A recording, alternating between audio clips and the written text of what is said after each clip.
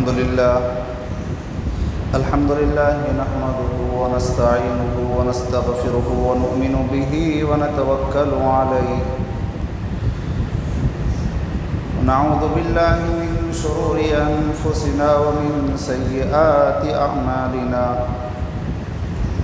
من يهده الله فلا مضل له ومن يضلل فلا هادي له ونشهد أن لا إله إلا الله وحده لا شريك له ونشهد أن سيدنا ونبينا ومولانا محمدا عبده ورسوله أما بعد فأعوذ بالله من الشيطان الرجيم بسم الله الرحمن الرحيم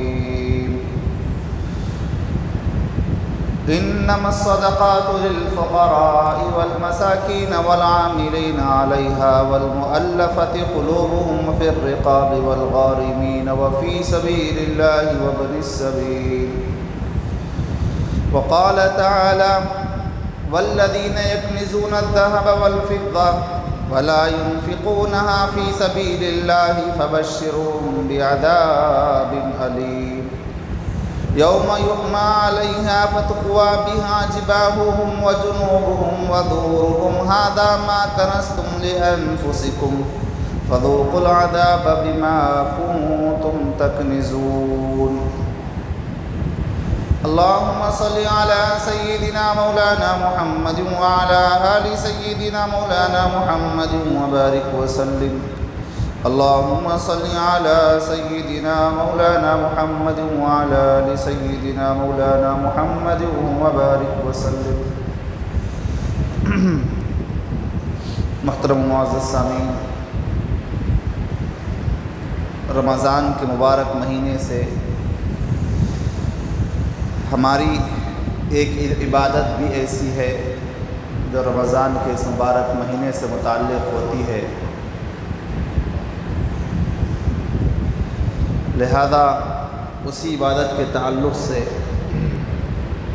مجھے آپ حضرات کے سامنے کچھ باتیں رکھنی تھی، اگرچہ کہ اس عبادت کا تعلق رمضان سے نہیں ہے، لیکن ہم لوگ چونکہ رمضان ہی میں ادا کرنے کے پابند ہیں اور رمضان ہی میں ادا کرتے ہیں، اس واسطے رمضان کے اس مبارک مہینے میں خاص طور پر اس فریضے کا اور اس ضرورت کا آپ حضرات کے سامنے کچھ خلاصہ بیان کر دینا ضروری سمجھتا ہوں، اور وہ عمل ہے زکوٰۃ کا۔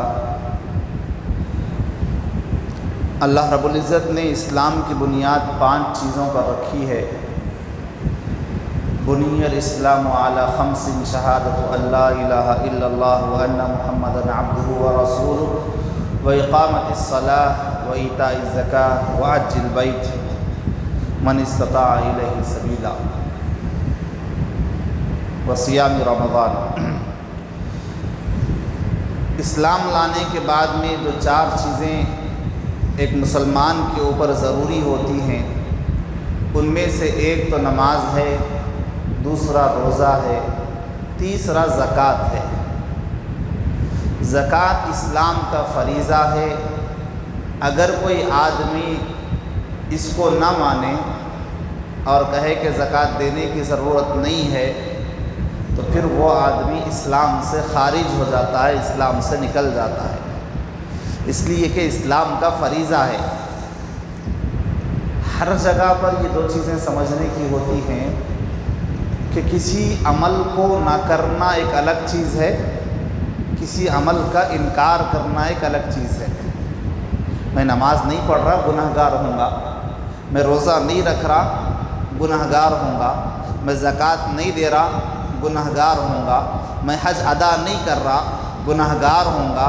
لیکن اگر اس کا مذاق اڑائے یا انکار کرے تو پھر کافر ہو جاتا ہے، اسلام سے نکل جاتا ہے۔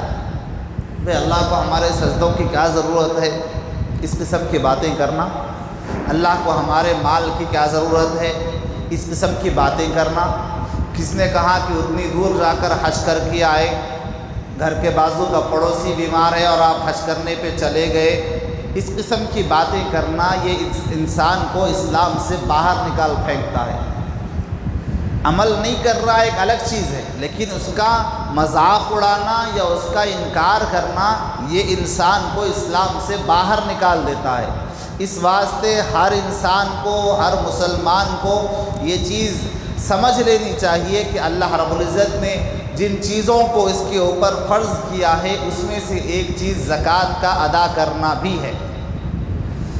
اور علامہ غزالی رحمۃ اللہ علیہ نے کیا ہی بہترین بات ارشاد فرمائی ہے، فرماتی ہیں کہ زکوٰۃ کو اللہ نے اسلام کا فرض قرار دیا، حالانکہ بدن کی عبادت سے اس کا کوئی تعلق نہیں، عقیدے سے بھی کوئی تعلق نہیں، بدن سے بھی کوئی تعلق نہیں۔ نماز سمجھ میں آتی ہے کہ اللہ کے علاوہ کسی اور کے سامنے جھکنا نہیں ہے، صرف اللہ کے سامنے جھکو، اللہ نے حکم دیا 5 وقت آ کر جھکو، سمجھ میں آتی ہے بات۔ ہر چیز اسلام کی سمجھ میں آنے والی ہی ہے، لیکن اس کے اندر رہنے والی جو پوشیدہ باتیں ہیں ان باتوں کو سمجھانے کی میں کوشش کر رہا ہوں کہ زکوٰۃ اس کا تعلق بدن سے نہیں ہے، مال سے ہے۔ پھر زکوٰۃ کو فرض اللہ رب العزت نے جو کیا ہے یہ اس واسطے کیا ہے کہ بندہ جب کلمہ پڑھتا ہے لا الہ الا اللہ محمد الرسول اللہ کہ اے اللہ میں تیرے علاوہ کسی اور کو رب مانتا ہی نہیں، تو صرف رب نہیں ماننے کا مطلب یہ نہیں ہے کہ صرف رب نہیں مانتا، بلکہ ہر چیز میں اے اللہ مجھے سب سے زیادہ تجھ سے محبت ہے، اے اللہ مجھے سب سے زیادہ تجھ سے تعلق ہے، اے اللہ مجھے سب سے زیادہ تیری فکر ہے، اے اللہ مجھے سب سے زیادہ تجھ سے محبت ہے، اے اللہ مجھے سب سے زیادہ تیرا خوف ہے، اے اللہ مجھے سب سے زیادہ تیری ذات پر یقین ہے۔ ہر چیز میں اللہ اللہ اللہ۔ جب یہ اللہ اللہ کا اس نے اقرار کیا، اب اللہ فرماتا ہے میرے بندے اب تیرا امتحان ہے، تیری توحید کا امتحان ہے، تیرے ایمان کا امتحان ہے کہ جس مال کو تو سب سے زیادہ محبوب رکھتا ہے اس مال کو میرے نام پہ قربان کر کے بتلا۔ اگر ہے مجھ سے محبت تو پھر اس مال کو قربان کر کے بتلا۔ دو ہی چیزیں انسان کو محبوب ہوتی ہیں، ایک اپنی جان اور ایک اپنا مال۔ اللہ فرماتا ہے کہ جان تو میرے سامنے جھکا رہا ہے نماز میں، جان کو تو خرچ کر رہا ہے جہاد میں، جان کو تو خرچ کر رہا ہے روزے میں، جان کو تو خرچ کر رہا ہے حج کے میدان میں، لیکن اے میرے بندے تیرا ایک دوسرا عمل ہے اور دوسری چیز ہے جس سے تو بہت زیادہ محبت کرتا ہے، وہ تیرا مال ہے۔ بتلا تو صحیح اس مال کو تو میری محبت میں فنا کر سکتا ہے یا نہیں کر سکتا؟ اب بندے کے ایمان کا تقاضا یہ ہے کہ وہ اللہ کو بتلائے کہ ہاں میرے اللہ میں اپنے مال سے زیادہ تجھ سے محبت کرتا ہوں، مجھے اپنی بلڈنگ سے زیادہ محبت نہیں ہے، تیری ذات سے زیادہ محبت ہے، مجھے اپنی جائیداد سے محبت نہیں ہے، تیری ذات سے محبت ہے، مجھے میرے کاروبار سے محبت نہیں ہے، تیری ذات سے محبت ہے۔ یہ امتحان، یہ ابتلاء، یہ آزمائش اللہ رب العزت نے رکھی، لیکن پھر میرا رب بڑا کریم، میرا رب بڑا رحیم، میرا رب بڑا نوازنے والا، وہ یہ نہیں کہتا کہ اے میرے بندے جتنا کمایا اس کا آدھا مجھے دے آدھا تو لے، نہیں، جتنا کمایا اس کا 70% تو رکھ 25% مجھے دے، نہیں، جتنا کمایا اس کا 10% مجھے دے، میرے راستے میں دے، بقیہ 90% تو رکھ، نہیں، جتنا کمایا اس کا 2.5% مجھے دے، بقیہ تو رکھ، یہ بھی نہیں۔ 2.5% جو زکوٰۃ ہے وہ کمانے پر نہیں ہے۔ ایک بندہ ماہانہ 2 لاکھ روپے کماتا، مثال کے طور پر 2 لاکھ روپے، 2 لاکھ روپے کماتا، سال میں 12 مہینے تو 2 لاکھ روپے کے 24 لاکھ روپے ہوئے۔ تو اللہ یہ نہیں کہتا کہ بندے تو نے سال بھر میں 24 لاکھ روپے کمائے نا، اب 24 لاکھ کی زکوٰۃ نکال، نہیں، میرے بندے تیری جو ضروریات ہیں پہلے پوری کر، اپنے کھانے کا انتظام کر، اپنے رہنے کا انتظام کر، اپنی سواری کا انتظام کر، اپنے بچوں کی تعلیم پر خرچ کر۔ جب سال گزر جائے اس کے بعد جو تھوڑا بہت تیرے پاس بچا ہوا ہے اس کا 2.5% ادا کر۔ ہے کوئی اتنا رحیم، اتنا کریم، اتنی آسانی، اتنی سہولتیں دینے والا؟ اگر 2.5% کمانے پر اگر اللہ نے اگر حکم دیا ہوتا تو جو آدمی سال میں 2 لاکھ روپے کما رہا ہے اس کو جیسے ہی سال گزر جاتا 5,000 روپے ایک مہینے کی زکوٰۃ، 50,000، 60,000، 70,000 زکوٰۃ نکالنا پڑتا تھا۔ اس نے بچوں پر بھی خرچ کیا، اس نے میڈیکل پر خرچ کیا، بیماروں پر خرچ کیا، بچے کی شادی پر خرچ کیا، بچے کو گاڑی دلایا اس میں خرچ کیا، لیکن جیسے ہی سال ختم ہو رہا پھر 70-80 ہزار روپے۔ اللہ فرماتا ہے کہ نہیں، ضرورت نہیں ہے، تو نے کمایا جتنا بھی ہوگا تو نے خرچ کر دیا۔ جس چیز کو تو نے خرچ کر دیا میں اس کے بارے میں نہیں پوچھتا، جو چیز تو اب اپنے پاس رکھا ہوا ہے اس میں کا 2.5%، 2.5%، کتنی کم مقدار۔ اور پھر یہ کس واسطے؟ اللہ ہماری زکوٰۃ کا محتاج نہیں ہے۔ اللہ فرماتا ہے کہ تو یہ کام کر لے، میں تیرے مال کی حفاظت کر دوں گا۔ یہ تیرے واسطے ہے کہ تیرے مال کے اندر جو میل کچیل آیا ہے اس زکوٰۃ کے ذریعے سے اس میل کچیل کو نکال، اس کے بعد میں اس مال کی حفاظت میں خود کروں گا۔ فرمایا کتابوں میں آتا ہے کہ جس مال کی زکوٰۃ ادا کی جاتی ہے اللہ پھر اس مال کو نقصان ہونے نہیں دیتا، اپنی حفاظت میں اس مال کو لے لیتا ہے۔ اس واسطے ہر آدمی یہ کوشش کرے کہ زیادہ سے زیادہ زکوٰۃ ادا کرے۔ زکوٰۃ کا جو حق ہے ایک ایک روپیہ دیکھ کر اس سے زیادہ ادا کرنے کی کوشش کرے، لیکن کم کرنے کی کوشش نہ کرے۔ جس اللہ نے لاکھوں روپیوں سے نوازا، جس اللہ نے اتنے اچھے تمہیں بزنس دیے، اتنی اچھی نوکریاں دی، اتنا اچھا کھانے پینے کے واسطے جس اللہ نے تمہیں دیا، اس اللہ کو سال میں ایک مرتبہ 2.5% دینے کے واسطے ہمارے واسطے کتنی مشکلیں آ رہی ہیں۔ یہ سب اس واسطے ہے کہ ہمیں یقین نہیں ہے ان وعدوں کو جو اللہ نے کیا ہے۔ دنیا والے اگر کوئی پالیسی نکالیں لائف انشورنس کے نام سے تو بہت پہلے یقین آ جاتا ہے، ہاؤ بھائی یہاں دینا، کہتے ہیں کتنے دینا، اتنے 1000 روپے ماہانہ بننا۔ لائف انشورنس کچھ ہو گیا تو کمپنی سنبھال لیتی، میرے مال کو کچھ ہو گیا تو کمپنی سنبھال لیتی۔ دنیا کی فراڈی کمپنیاں، دنیا کی دھوکے باز کمپنیوں نے وعدہ کیا کہ تم ہمیں پیسہ دو تمہاری پراپرٹی کی حفاظت ہم کریں گے، تم ہمیں پیسہ دو تمہاری جان کی حفاظت ہم کریں گے، تم ہمیں پیسہ دو تمہاری گاڑی کی حفاظت ہم کریں گے۔ ایک انسان کو یقین آ جاتا ہے، اللہ فرماتا ہے میرے بندے 2.5% نکال، تیری جائیداد کی حفاظت میں کروں گا۔ ہمیں یقین نہیں آ رہا۔ اس یقین کو لانے کی ضرورت ہے، وہ یقین جو حضرات صحابہ اکرام کا تھا۔ کتنا یقین صحابہ اکرام رضوان اللہ تعالیٰ علیہ اجمعین کو تھا کہ اللہ کے نبی صلی اللہ علیہ وسلم نے فرمایا اپنے مالوں کو اللہ کے راستے میں قربان کرو، جب تک اپنے مال کو اللہ کے راستے میں نہیں دو گے تم اللہ کی محبت کو نہیں پا سکتے، اللہ کے نزدیک تم محبوب نہیں بن سکتے۔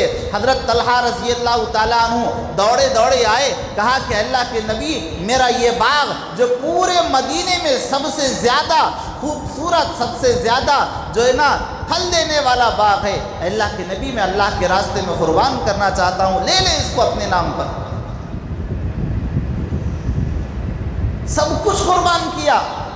حضرت ایک اور واقعہ مجھے یاد آ رہا ہے، ایک یتیم رسول اللہ صلی اللہ علیہ وسلم کی خدمت میں حاضر ہوا، اور میں یہ کس مال کی بات بول رہا ہوں، زکوٰۃ کے مال کی بات نہیں سنا رہا اب میں آپ کو واقعے میں، ہمیں تو زکوٰۃ کا مال نکالنا بھی مشکل ہو گیا ہے۔ وہ دیکھو صحابہ کو کتنا یقین تھا اور اللہ ان کو نوازتا بھی تھا ایسے ہی حالات پر۔ ایک یتیم رسول اللہ صلی اللہ علیہ وسلم کی خدمت میں آیا اور آ کر عرض کیا، اللہ کے نبی میں اپنے باغ کی باؤنڈری وال کھینچ رہا ہوں، میں اپنے باغ کو باؤنڈری لگا رہا ہوں، دیوار لگا رہا ہوں، لگاتے لگاتے درمیان میں ایک میرے بازو جو دوسرے مسلمان ہیں، دوسرے صحابی ہیں، ان کا باغ میرے باغ سے بالکل لگا ہوا ہے، باؤنڈری لگاتے لگاتے ان کا ایک درخت کھجور کا ایک جھاڑ بیچ میں آ رہا ہے، میری دیوار برابر نہیں جا سک رہی۔ اگر وہ مجھے وہ جھاڑ دے دیں، یا تو تحفے میں دے دیں یا تو پھر بیچ دیں، میں خریدنے کے واسطے بھی تیار ہوں، تو میری دیوار جو ہے نا مکمل باؤنڈری ہو سکتی ہے، وہ جھاڑ ادھر آ جائے گا۔ اللہ کے نبی آپ فلاں صحابی سے گزارش کر دے۔ رسول اللہ صلی اللہ علیہ وسلم نے ان صحابی کو بلایا اور بلا کر کہا کہ اس باغ کو، اس بیچارے یتیم کو ہدیہ کر دو۔ انہوں نے کہا کہ اللہ کے نبی، میں نے اس باغ کو بڑی محبتوں سے پالا ہے، اس کا درخت میں کسی اور کو نہیں دے سکتا۔ کہا کہ ٹھیک ہے، فری میں نہ دو، ہدیہ نہ دو، بیچ دو۔ کہا کہ اللہ کے نبی بیچنا بھی نہیں ہوتا مجھ سے، بہت قیمتی ہے، اور میں نے اس کو بہت محنتوں سے، اس باغ کو میں نے سینچا ہے، بہت محنت سے میٹھا پانی دور دور سے لا کر میں نے اس بڑی محنتوں سے اس باغ کے پھلوں کو میں نے اگایا ہے، درختوں کو میں نے اگایا ہے۔ اللہ کے نبی نہیں دے سکتا۔ رسول اللہ صلی اللہ علیہ وسلم کا مشورہ تھا، حکم نہیں تھا۔ حکم ہوتا تو صحابہ جانیں نچھاور کر دیتے تھے۔ رسول اللہ صلی اللہ علیہ وسلم ایسا حکم نہیں دیتے تھے کسی کو بھی بلا کر، کیسا بھی مانتے اس نے میری، چلو جی تمہارا مال پھینکو باہر۔ رسول اللہ صلی اللہ علیہ وسلم کبھی کسی کو نہیں دیتے تھے، مشورہ دیتے تھے۔ تو رسول اللہ صلی اللہ علیہ وسلم نے مشورہ دیا کہ بھائی بیچارہ غریب ہے، دے دو۔ کہ نہیں ہوتا اللہ کے نبی، بڑی محنتوں سے میں نے اس کو پالا ہے، اور یہ بیچارہ غریب یتیم یہ کیا قیمت دے گا، اس کے پاس ہے کیا جو یہ مجھے قیمت دے، میرا باغ تو بہت عالی شان باغ ہے۔ رسول اللہ صلی اللہ علیہ وسلم نے پہلے تو کہا کہ ہدیہ دو، انہوں نے کہا کہ نہیں دے سکتا۔ دوسرا کہا کہ قیمت دو، انہوں نے کہا کہ نہیں دے سکتا۔ رسول اللہ صلی اللہ علیہ وسلم نے تیسرا آفر دیا، کہا کہ درخت خرید بھی لو، بیچ بھی دو، پیسے بھی لے لو، جنت میں ایک باغ کی ضمانت بھی لے لو۔ یہ درخت یہاں پر دے دو، جنت میں ایک باغ میں تم کو دوں گا۔ لیکن وہ صحابی تھوڑا سا پیچھے ہٹ گئے، کہا کہ اللہ کے نبی نہیں دے سکتا، نہیں دے سکتا۔ واپس جانے لگے۔ دوسرے صحابی حضرت ابو دحدہ رضی اللہ تعالیٰ عنہ مجلس میں بیٹھے ہوئے تھے، ان کو خبر ملی کہ آج نبی نے یہ آفر دیا ہے کہ جو یہ ایک درخت دے دے گا، اس یتیم کو دلائے گا، اس کو جنت کے باغ کا آفر دیا گیا ہے۔ وہ دوڑے دوڑے رسول اللہ صلی اللہ علیہ وسلم کے پاس آئے، آ کر پوچھا میرے صحابہ پر قربان، کیا ایمانی جذبہ تھا، کیا محبت تھی، نبی کی زبان سے نکلنے والے کلموں پر کتنا یقین تھا۔ دوڑے دوڑے آئے، آ کر پوچھا اللہ کے نبی میں نے سنا ہے آپ نے آفر دیا ہے کہ جو اس یتیم کو وہ درخت دلائے گا، جنت میں ایک آپ باغ دلائیں گے۔ کہا کہ ہاں۔ کہا کہ اللہ کے نبی وہ آفر آپ نے صرف اس باغ والے کو دیا تھا یا پھر ہر ایک کو ہے جو اس باغ کو خرید کو، وہ جو اگر کوئی آدمی اس درخت کو خرید کر اس یتیم کو دلا دے تو کیا اللہ کے نبی اس کو بھی آفر ہے؟ فرمایا کہ ہاں، جو اس درخت کو اس یتیم کو دلا دے گا، خرید کر دلائے، کسی بھی طریقے سے دلائے، اس کے بعد سے جنت کے ایک باغ کا میں وعدہ کرتا ہوں، ایک ضمانت دیتا ہوں۔ اب یہ حضرت ابو دحدہ ہے، صحابہ کے ایمانی جذبات میں آپ کے سامنے کیسے بیان کروں، میرے رونگٹے کھڑے ہو جاتے ہیں کہ وہ کیسے صحابہ تھے، ان کی محبتیں کیسی تھیں، ان کے اللہ کے نبی کی زبان سے نکلنے والی باتوں پر ان کو یقین کیسا تھا۔ وہ ابو دحدہ بھاگے، وہ باغ والے صحابی جنہوں نے ایک درخت دینے سے انکار کیا تھا، جا رہے تھے، راستے میں گئے، ہاتھ پکڑ کر پوچھا بھائی رک جا تو صحیح، کہاں جا رہا ہے؟ کہا کہ گھر جا رہا ہوں، ابھی رسول اللہ صلی اللہ علیہ وسلم نے جس جھاڑ کے بارے میں، جس ایک درخت کے بارے میں تجھ سے کہا تھا وہ درخت دے دے۔ تو اس نے کہا کہ ابو دحدہ نہیں جانتے، میں نے تو انکار کر دیا، جب میں نے نبی کے سامنے انکار کیا تو تمہاری بات کیسے مانوں؟ کہا کہ میرے بھائی جانتا ہے میں کون ہوں؟ کہا کہ ہاں جانتا ہوں تم ابو دحدہ ہو۔ کہا کہ میرا بھی ایک باغ ہے، سنا ہے کبھی میرے باغ کے بارے میں؟ کہا کہ ہاں تمہارے باغ کے بارے میں کون نہیں سنا، تمہارا باغ تو وہ باغ ہے، تمہارے باغ میں 600 کھجور کے درخت ہیں، 600 کھجور کے درخت، اور تمہارا باغ تو وہ باغ ہے کہ تمہارے باغ کی جو کھجوریں ہیں پورے مدینے میں کہیں پر وہ کھجور نہیں ملتی۔ ہمیں پتا ہے تمہارے باغ کو، فیمس ان دا مدینہ، مدینے کا سب سے فیمس باغ تمہارا ہے، تمہیں کون نہیں پہچانتا، 600 درخت لگے ہوئے ہیں۔ ابو الدہداء نے کہا کہ آجا سودا کرتے ہیں، ایک درخت دے دے، یہ 600 درختوں والا باغ تجھے سونپ دیتا ہوں۔ کہے کہ کیا کہتے ہو ابو الدہداء، ایک درخت 600 درخت کے بدلے میں؟ کہا کہ پاگل تو نہیں جانتا، یہ میرے نبی کا سودا ہے، تو نے خسارے کا سودا کر دیا، جو نبی کی بات مانے بغیر آ گیا۔ وہ صحابی بڑے پریشان ہوئے، کہا کہ ابو الدہداء مذاق تو نہیں کر رہے، ایک درخت کے بدلے میں 600 جھاڑ، وہ بھی معمولی نہیں، مدینے کا سب سے بہترین باغ۔ کہا کہ ابو الدہداء مذاق تو نہیں کر رہے؟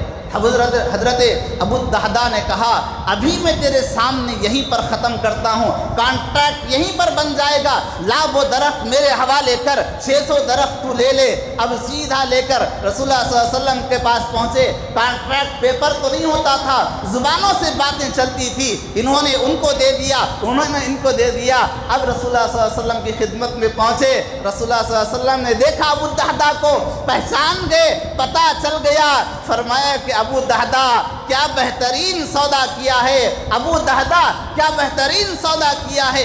میں دو بار نہیں کہہ رہا، رسول اللہ صلی اللہ علیہ وسلم کہتے جاتے۔ مسجد نبوی میں ابو الدہداء داخل ہوئے، جب سے دروازے سے آ رہے ہیں، اب وہ خوشی کے مارے نبی نے میرے واسطے جنت کے ایک باغ کا سیکیورٹی لی ہے، ذمہ داری لی ہے، اب وہ خوشی کے مارے ان کے قدم نہیں اٹھ رہے، آہستہ آہستہ وہ آ رہے، ادھر صحابہ بیٹھے ہوئے ہیں، ان کی آنکھوں سے آنسو۔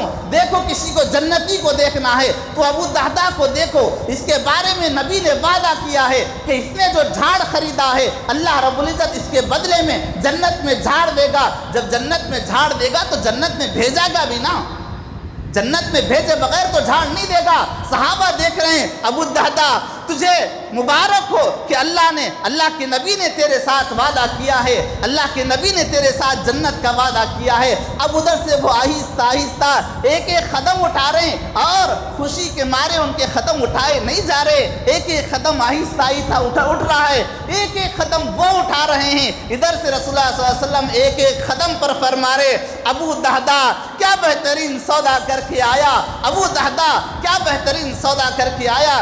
سیدھا پہنچے، اللہ کے نبی پورا باغ دے دیا، جنت کے ایک درخت کے بدلے میں اللہ کے نبی پورا باغ دے کر آیا ہوں۔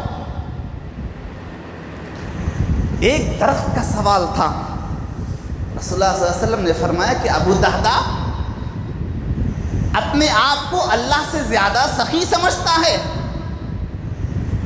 اپنے آپ کو یہ سمجھتا ہے کہ اللہ سے زیادہ سخی ہے۔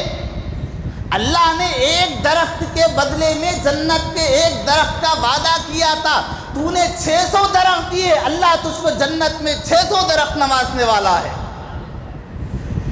تو اللہ سے زیادہ سخی نہیں ہو سکتا، تو نے دل بڑا کیا، اللہ نے تجھے 600 ایسے درخت دیے کہ اگر کوئی آدمی گھوڑے پر بیٹھ کر اس درخت کے سائے میں چلنا چاہے 100 سال تک چلے گا، لیکن ایک درخت کا چکر پورا نہیں ہوگا۔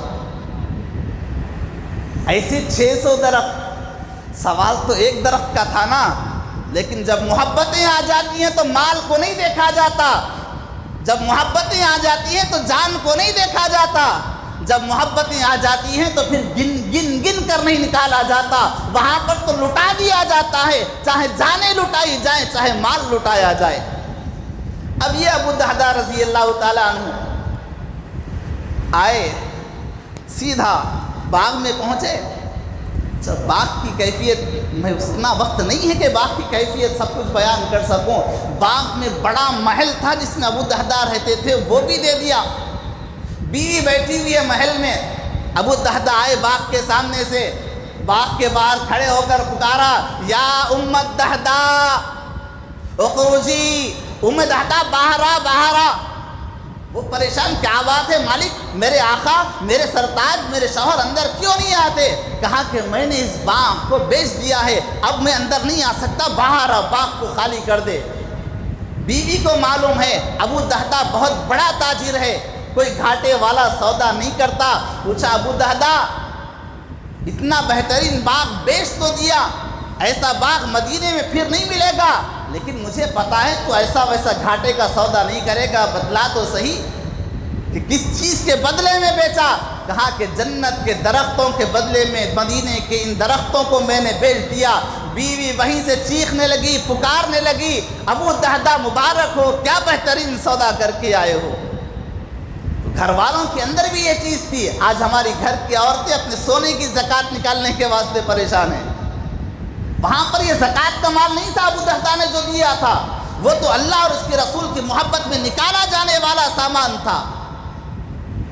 ایک بات عرض کر کے اپنی بات کو آگے بڑھاؤں، سب سن چکے ہیں لیکن میں بھی منبر رسول سے، صدقہ رسول کے تعلق سے ایک بات آپ کے سامنے عرض کر کے اپنی بات کو آگے بڑھانا چاہتا ہوں۔ جب کبھی کوئی یتیم پریشان ہوتا ہے، میرا نبی آگے بڑھ کر اس کا ہاتھ تھام لیتا ہے۔ جب کبھی کوئی پریشان ہوتا ہے، ہمارا نبی، اللہ نے وہ عظیم الشان نبی عطا کیا کہ ہر ایک کی مصیبتوں میں ساتھ دینے والا۔ علامہ حالی رحمت اللہ علیہ کے اشعار ہیں، وہ نبیوں میں رحمت لقب پانے والا، مرادیں غریبوں کی برلانے والا۔ وہ نبیوں میں رحمت لقب پانے والا، مرادیں غریبوں کی برلانے والا، مصیبت میں غیروں کے کام آنے والا، اپنوں کے نہیں، اپنوں کے نہیں، اپنوں کے تو کوئی بھی کام آتا ہے، غیروں کے کام آنے والا۔ جن لوگوں نے نبی کو گالیاں دی تھی، جن لوگوں نے نبی کے بارے میں نازیبا الفاظ کہے تھے، آج اسی ہندوستان کے انہی لوگوں کو ضرورت پڑی سانسوں کی، آکسیجن کی، تو میرے نبی نے مدینے سے سانسوں کا انتظام کیا ہے۔ میرے نبی کا صدقہ ہے۔ لوگ سمجھتے ہیں کہ آکسیجن بھیجنے والا محمد بن سلمان ہے جو اب کا بادشاہ ہے۔ نہیں، لوگوں تمہیں غلط فہمی ہے، آکسیجن بھیجنے والا محمد بن سلمان نہیں، محمد بن عبداللہ محمد الرسول اللہ ہے، جنہوں نے امت کو پریشان دیکھا۔ کون سی امت؟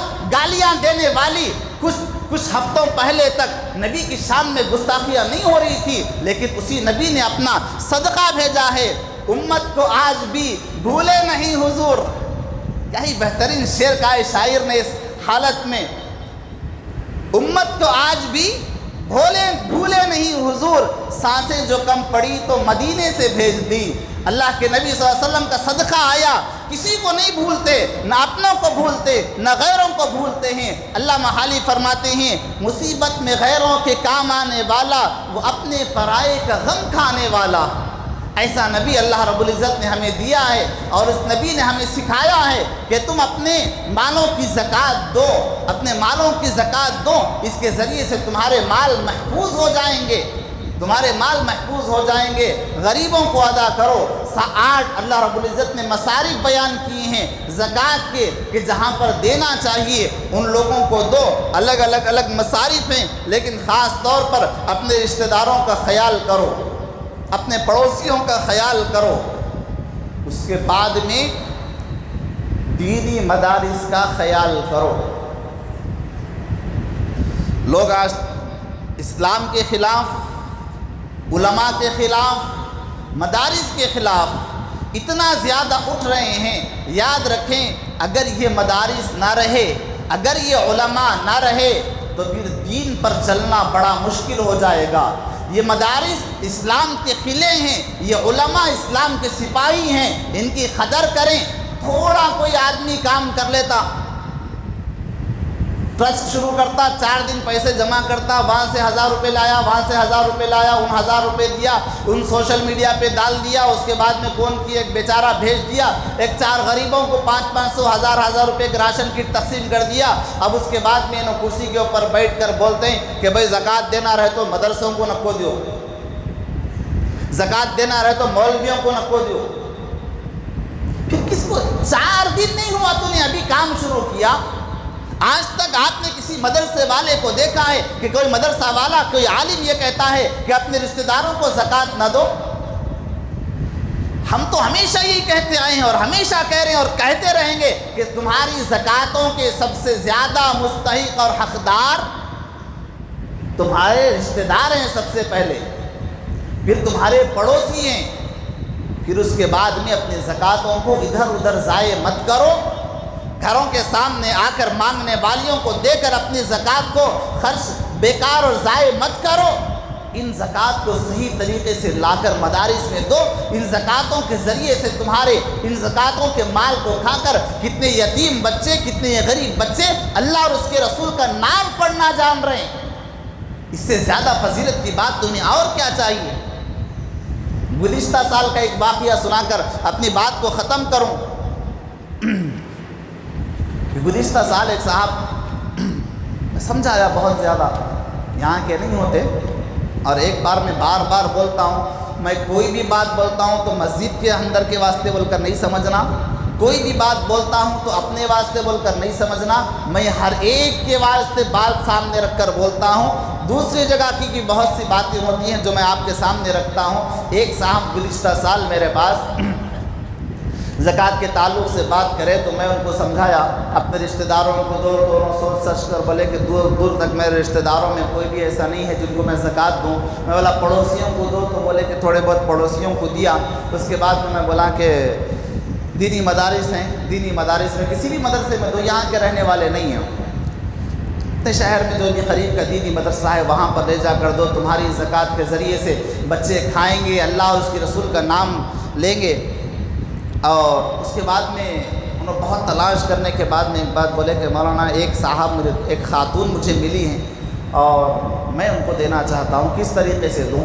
میں بولا کہ 100 روپے مت دو، نہ تمہارا کوئی فائدہ نہ اس کا کوئی فائدہ، جس کو بھی دے رہے اچھے طریقے سے دو، اس کا کوئی کام بن جائے، لیکن تحقیق کرنا ضروری ہے۔ اور نہیں مولانا بہت تحقیق کر لیا میں، پھر بھی تحقیق کرنا آپ کا کام ہے، نہیں بہت تحقیق کر لیا، بہت ضرورت مند ہے، 15,000 روپے لے جا کے دیے۔ اس کے بعد میں بات ہوتی رہتی تو بات ہوتے ہوتے پھر تھوڑے دن کے بعد فون کرے تو سنائے کہ مولانا 15,000 روپے میں فلاں غریب خاتون کو دیا۔ میں بولا بہت مبارک۔ پھر ایک مہینے کے بعد پھر ان کا فون آیا، بات کرتے کرتے بول رہے ہیں مولانا وہ 15,000 روپے جو میں دیا تھا وہ زکوٰۃ میری ادا ہوئی یا نہیں ہوئی، میرے کو مسئلہ پوچھنا ہے۔ بولا کئی کے واسطے بھائی؟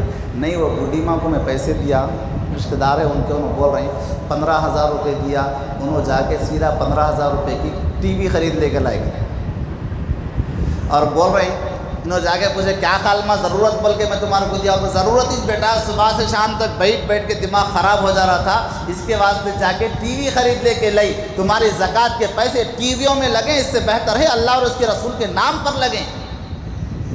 کون سا بہتر ہے؟ کتنے بتلاؤں میں آپ کو ایسے لوگ جو صرف ہماری زکوٰۃ کا مال کھانے کے واسطے سال بھر کمائیاں نہیں کر رہے ہیں۔ کتنے ایسے لوگوں کو بتلاؤں جو ہمارے زکوٰۃ کے مال لے کر بچوں کو 25-25 ہزار کے موبائل فون دلا رہے ہیں۔ تمہاری زکوٰۃ کا مال اس جگہ خرچ ہونا بہتر ہے، تمہاری زکوٰۃ کا مال ٹی ویوں میں خرچ ہونا بہتر ہے، تمہاری زکوٰۃ کا مال انٹرنیٹ اور کیبل کنیکشنوں پر خرچ ہونا بہتر ہے، یا پھر اللہ اور اس کے رسول کے نام پر خرچ ہونا بہتر ہے۔ صرف زکوٰۃ کا مال نہیں، اللہ نے تم کو نوازا ہے، دو، عطا کرو ان علماء کو، ان مدرسوں کو، جتنا دے سکتے ہو دو، ان لوگوں کو محروم نہ کرو۔ یاد رکھو اگر یہ محروم ہوئے نا، اگر یہ ختم ہو گئے تو پھر آگے چل کر ہمارے بچوں کو دین کے نام پر کلمہ پڑھانے والا بھی کوئی نہیں ملے گا، دین کے نام پر کوئی نماز جنازہ پڑھانے والا نہیں ملے گا، دین کے نام پر کوئی نکاح پڑھانے والا نہیں ملے گا۔ اس واسطے مدارس کو آگے رکھو، سر فہرست رکھو، لسٹ میں سب سے اوپر رکھو، بعد میں دوسرے لوگوں کا نام آئے گا۔ رشتہ داروں پڑوسیوں کے بعد سب سے پہلا جو حق ہوگا وہ مدارس کا ہوگا، اور مدارس کو دو یا پھر کس کو بھی دو۔ ایک چیز اور بات کر کے اپنی ختم کروں کہ دینے والے کے اوپر احسان ہرگز نہ جتاؤ، اس لیے کہ تم غریب کو نہیں دے رہے، اس مسکین کو نہیں دے رہے، اس یتیم کو نہیں دے رہے، اس غریب کو نہیں دے رہے، بلکہ تمہارا یہ مال رسول اللہ صلی اللہ علیہ وسلم نے ارشاد فرمایا کہ بندہ جب کوئی صدقہ، زکوٰۃ، فطرہ جو مال دیتا ہے غریب کے ہاتھ میں جانے سے پہلے اللہ کے ہاتھ میں چلا جاتا ہے۔ اس واسطے حضرت عائشہ رضی اللہ تعالیٰ عنہ سکوں کو دھو لیتے بیٹھی ہوئی تھی، سونے اور چاندی کے سکے آتے تھے، نوٹ نہیں ہوتے تھے۔ رسول اللہ صلی اللہ علیہ وسلم گھر میں تشریف لائے، پوچھا عائشہ کیا بات ہے سکے دھو لیتے ہوئے بیٹھے؟ فرمایا کہ اللہ کے نبی آپ نے فرمایا نا کہ مال اللہ کے ہاتھ میں جاتا، اور میں نہیں چاہتی کہ میلا مال اللہ کے ہاتھ میں جائے، اس کے واسطے ہمیشہ دھو کر صدقہ کرتی ہوں۔ تو مال اللہ کے ہاتھ میں جاتا ہے، غریب پر احسان نہ جتلاؤ، جس جس کو دے رہے ہو اس کے سامنے احسان کی نظروں سے اس کو نہ دیکھو. اگر تم نے احسان کی نظروں سے دیکھا تمہارا دینا باطل ہو جائے گا، اللہ اس کا کوئی ثواب نہیں دے گا. احسان اللہ کا سمجھو کہ اللہ میں دے رہا ہوں، غریب کا ہاتھ تو نیچے ہے، اللہ تیرا ہاتھ اوپر ہے، تیری توفیق ہوئی کہ تو میرا مال لے رہا ہے. اللہ کا شکر ادا کر کر، اللہ کا احسان سمجھ کر، غریب کا احسان نہیں بول رہا ہوں، اللہ کا احسان سمجھ کر، اللہ تو نے توفیق دی کہ تو نے مجھے دینے والا بنایا، لینے والا نہیں بنایا. اللہ کا شکر ادا کرتے ہوئے ادا کریں. اللہ رب العزت ہم سب کو رسول اللہ صلی اللہ علیہ وسلم کی تعلیمات پر عمل کرنے کی توفیق عطا فرمائے. آمین. وآخر دعوانا الحمدللہ رب العالمین.